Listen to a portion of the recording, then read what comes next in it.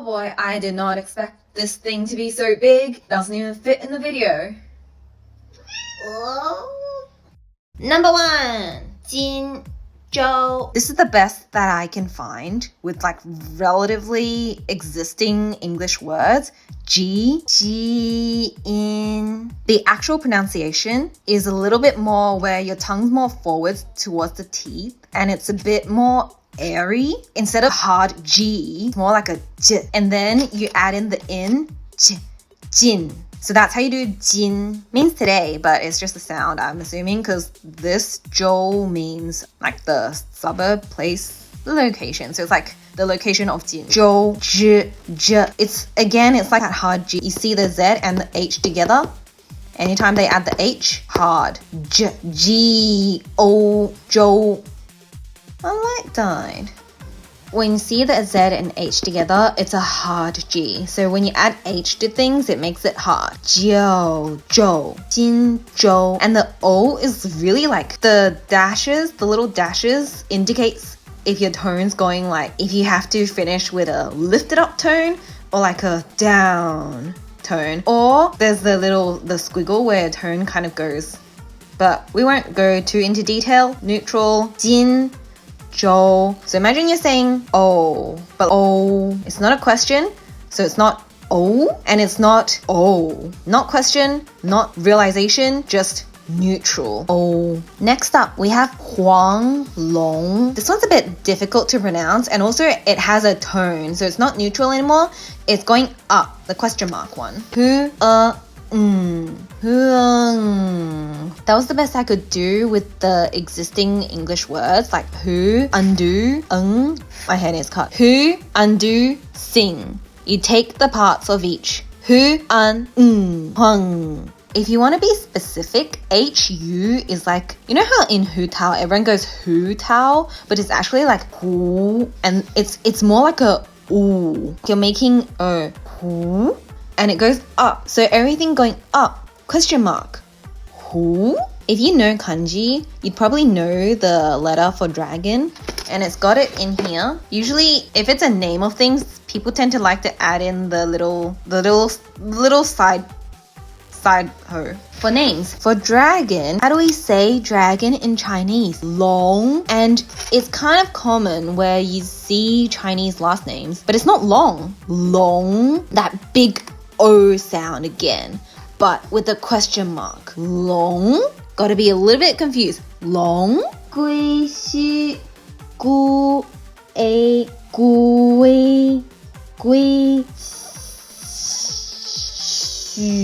Now, remember what I said about the H, and that makes it a hard sound. So something that's light and aerated, you wouldn't do the hard sh. Imagine that shoes, but instead of doing the hard sh, you're putting in a puff of air. So then, and that will get you a lot closer to that X pronunciation. But if you want to be really precise, it's a half. It's a half between the shu and a su. Your mouth is a lot more smiley, and you're doing that as H sound. At the last second, you're using just your front teeth to make that sound, and your tongue will be, the bottom of your tongue is touching the bottom of your front teeth. Gui, shu, wu, Ming. Wu? Ming? I know I wrote who, but I wrote it to make sure that you don't say woo. It's more of like a ooh. That OH sound is difficult. If your language does not have that sound in it, it's going to be difficult for you to pronounce. But ooh, ooh, woo, woo? If you're already trying, like you're already listening to my pronunciations and following along or taking note or just taking in something from today, then thank you. Thank you for trying, and thank you for putting in the effort to learn a new language, or at least learn how to pronounce someone's name correctly. Thank you. Now we're doing the people. Starting off with the hardest one by far. Actually, I think the hardest one is Jue. Now, So Jinsi, this one was actually translated kind of,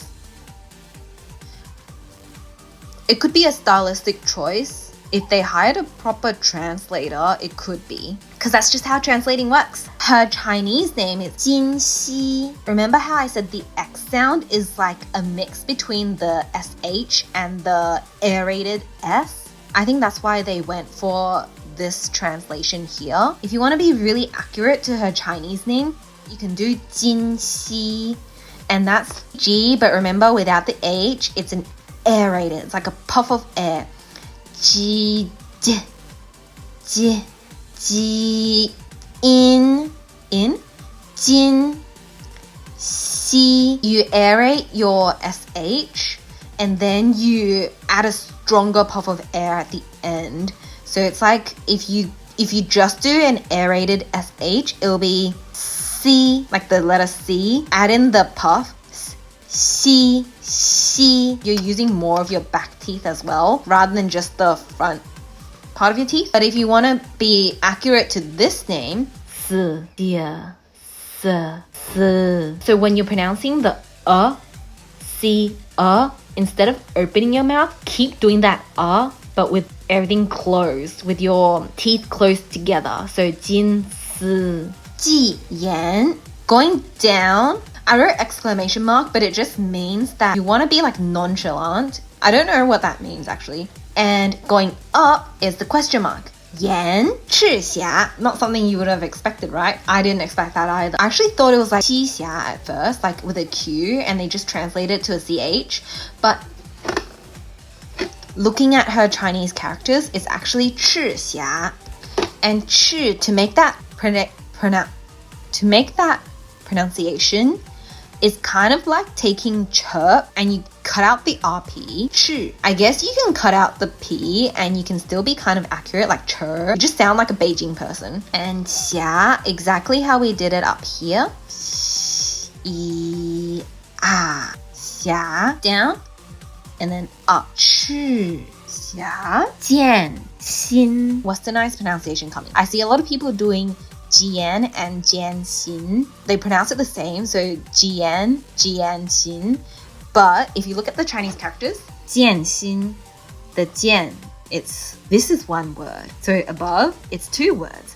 This one is actually one word. And then the Xin is the second word. So pronunciation-wise, Jian, Jian. Remember, aerate your G's. J, J, J, J. Jiyan, Jian, Xin means heart. Xi, in, Sanhua. Remember what I said about the hard H, and adding H to things makes it hard. So if you do an aerated S or Z, j, sa. I don't know where I was going with that. Oh.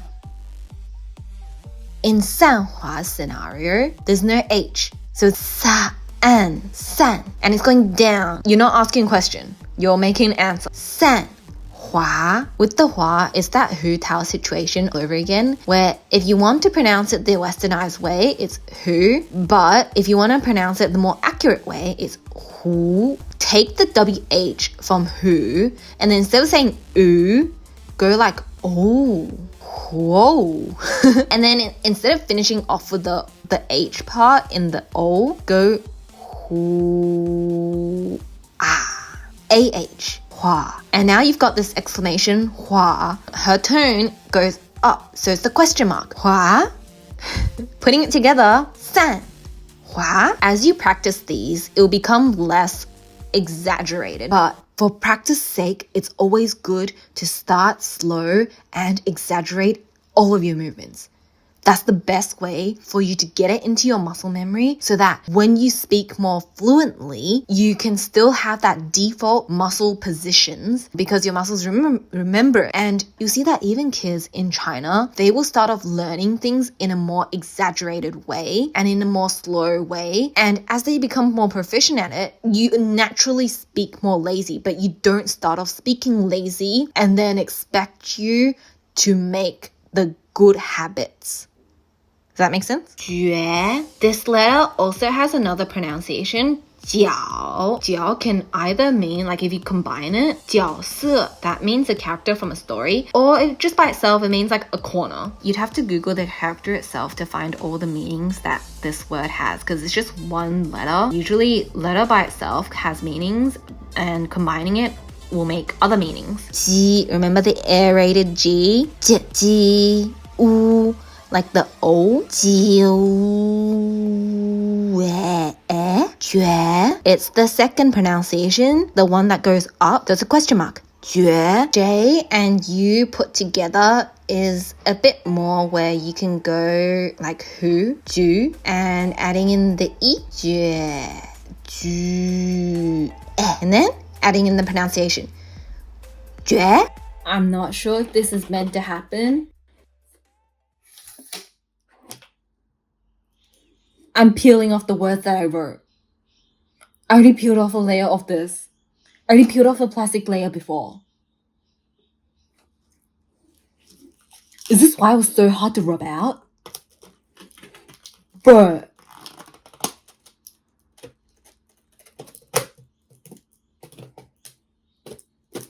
So it turns out hard scrubbing this, spending like 30 minutes scrubbing this, wasn't needed. I just needed to peel off the plastic. But I've already peeled off the plastic before, so I don't know why there's another piece of plastic. The last batch of people is a little bit more difficult because it has the squiggly. And what the squiggly means is that your tone it's not just one tone, it's two. And it will be a first downwards and then upwards. So first you got a exclamation mark. So first you got a game. And then you got a question mark. So starting off with Baizhi, Baizhi. This is where we see the hard H. Z and H together is a hard J. In Chinese, G is G. It's more from the throat. But ZH is more of what English speakers refer to as G. G. J. G. Now, see how it goes downwards first. So, you're gonna go down, G, J, and then it comes up at the end. Adding in that I, that G, G, G, Danjin, the Dan part. It's not as a Dan. With Dan, you're really emphasizing the an part of Dan, but this one is more the DA is together and then the N is attached to the N. So it's like da, Dan, and then you'll be perfect. Dan, and then the squiggly, Jin. And remember, this is not a hard G. Going down first, and then going back up with the in part. In, dan, jin. From now on, hopefully you've learned how to pronounce the different tones. So I'm gonna speed run through the rest. If you need the squiggly tone, cut to Baizhi. Otherwise, Lingyang, Taoqi, Yangyang, Yinlin, Changli, Yuanwu. The next section is for an Chinese English fusion pronunciation. So this is for just talk in everyday life. I don't think you need to talk like, oh, I really like Jue or stuff like that. Like, oh, my favorite character is Jinhsi. You don't have to do that. So I am offering a Chinese English fusion option, but I don't want you to do this if you don't first find out how they are pronounced. That's just my own opinion, because the Chinese fusion is more of how Western Chinese people would pronounce these names, and they have the Chinese background to be able to pronounce it this way, and people usually pronounce it this way to accommodate English speakers. Please understand the culture and the history before you take something as yours.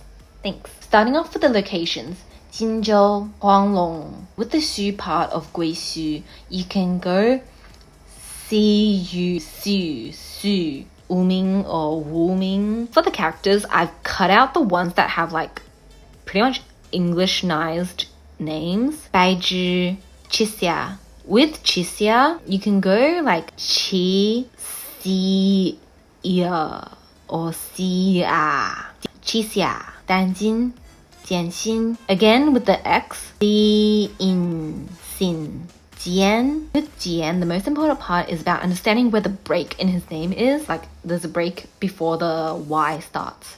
Jiyan. Lingyang. I know yang is spelled like yang, but it's closer to the pronunciation of young. Lingyang. Sanhua. You might have heard of the word manhua, manga, the Korean or the Chinese version, manhua. Korean and Chinese pretty much have the same pronunciation, just spelled different. Taoqi. I'd rather you go Taoqi than Qi.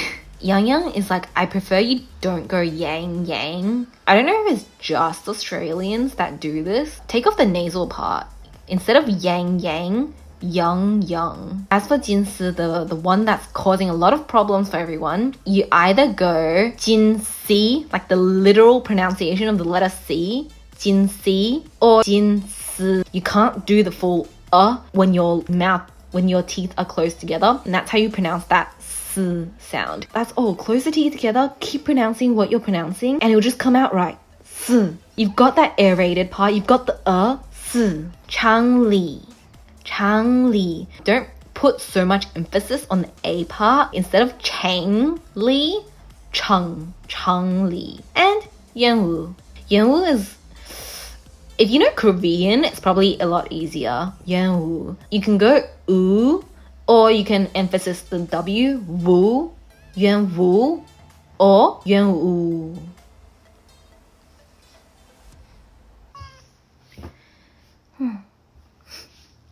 So, good on ya.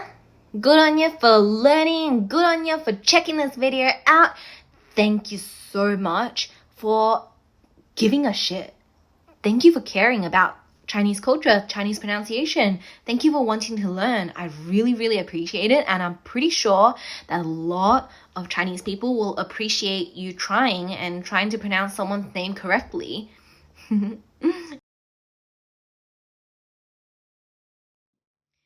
It's not too difficult to learn, but it's really difficult to give a fuck. What's wrong, Mickey? Let me say bye. Mickey.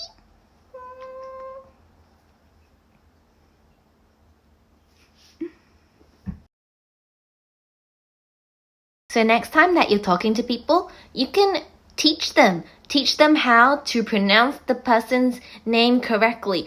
And I really appreciate it if you can try and learn Chinese people's names, how to pronounce it properly. If you're listening to this video while doing something else, I'm just gonna ramble on a bit. My favorite character is probably Jinsi by far. Like the moment I saw her hologram, I was like, oh, I love her. I am her. She is me. I want her. So I'm definitely going to be rolling for her. And it wasn't until that video that they released that I realized that her name isn't even Jinsi, it's Si.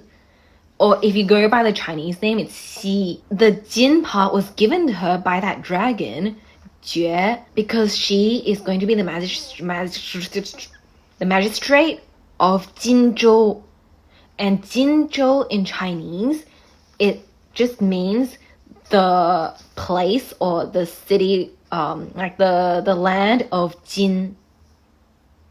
So she is the magistrate. She is the magistrate of Jin. Mind blown. Anyway, I like her design, I like her dragons, I like everything about her, and I want to cosplay her. She's just so cute and she's so cool at the same time. And